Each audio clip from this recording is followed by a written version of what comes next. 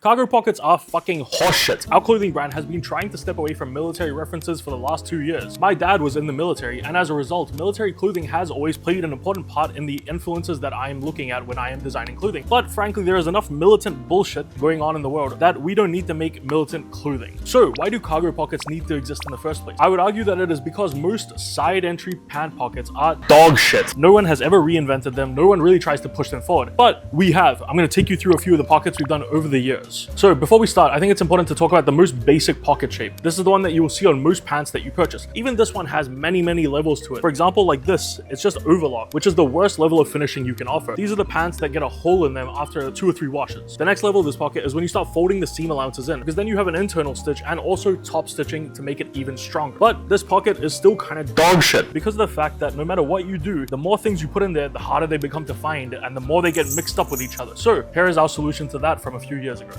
This is our section pocket that we brought out in 2024 on the Masters pants. So essentially you create a section in the middle. So it allows you to separate items. You can keep one thing here and one thing here, and they're not going to mix between each other. And if you are like me and you are going to wear the same pants every day, you will always know exactly where everything is. I have a multi-tool in the back of the pocket, keys in the front side of the pocket, and I can access whichever I need without interfering with the other one. If you come closer, I will show you what I was talking about on the previous pocket. The seam allowance is taken in with an internal stitch, and then there's a top stitch over the top here, which makes the pocket overall much stronger. Now, if you're like Gurkamal and you don't wear the same fucking pants every day, you would refer to this as what he calls a panic pocket, because he has no idea where things are. His other complaint that he kept making about this pocket was that coins still fall out, so what is the fucking point? And I have taken that personally. So I present to you the new super secure section pocket. It's the exact same basic concept, except we've added this little divot here, which basically stops coins from falling out. That is all you need to keep coins in place. And then when we compare the new super secure section pocket with the old section pocket, essentially both these spaces are almost exactly the same. So if you have a bigger item, you just have to kind of fucking squeeze it in. So what we've done here this time is that one section is actually thinner, so it will accommodate thinner items and coins, and then this section is slightly bigger as a result, just to prove a point about the whole coin thing. So again, cash in the front side, and then we keep the coins in the back side over here. Let's say you're sitting on the sofa. Nothing's fucking happening.